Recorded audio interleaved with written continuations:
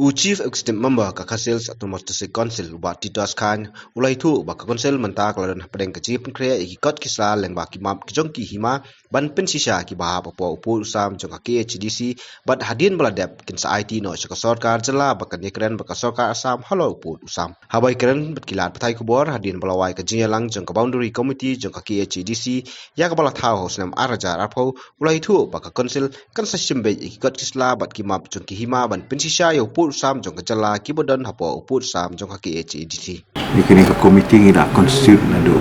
senam ke baladap. Apa ba ni layak keren kerang nak benta ban kumno ban peniak seprang ha kecing ede ban bekecing kebede bat uput usam. Te kali jarang kat lu bah ke sarkar Meghalaya bah sarkar Assam mentaru kila esim kiai kini ke kam. Kalau don ru kecing kendu apa yang chief minister jong Assam chief minister jong Meghalaya kalau don ru kecing khot nak liang jong state government yang itu council banyak don ketilang ha ka bakumno banyak keren ini ke kam man peniak sikmat ya kecing keren kam tam ini ki asli state te kawi ke bangilai keren nak liang kejungi kum ke district council kalong ba kastan kejungi kumbala long kalong very clear ba ni yang baik hak territorial rights kabamun ba niya hikat kum ka historical version ke bangidan lembah ki documents ki bangidan lembah ki map ki bangidan tena takadaw hakani ke komiti ke jongi mentangi la compile ya ka report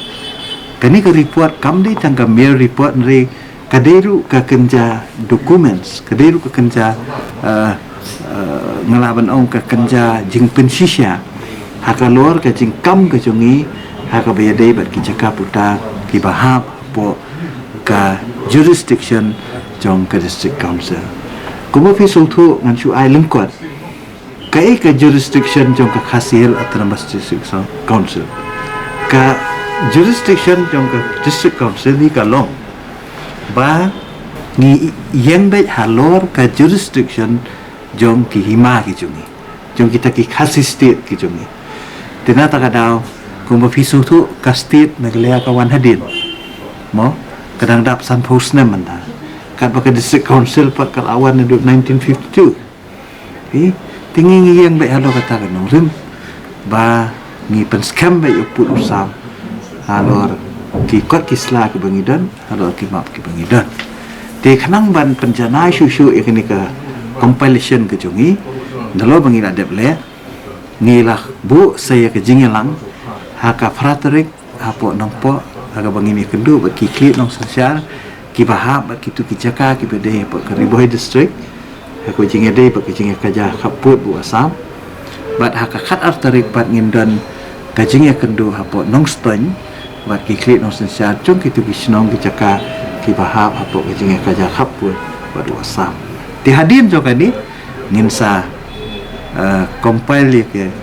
ya ka final documents ka jungi ka balong legal document bat hadin kata ngin se kendu bat state government shwa bakan let ban ya kendu bat ka Assam bat ngiyai ban ya kaju ba ka sarkar ka dei ban penting kena baka jinge keren kaput ka jinge keren upur usam bat ka Assam kan deiru bat siembe ya ka confidence jongi ke district council ko ke jing pengkrek jongi ke dia kata namar ba ngin present na ka state government baka ni di ka stan ke jongi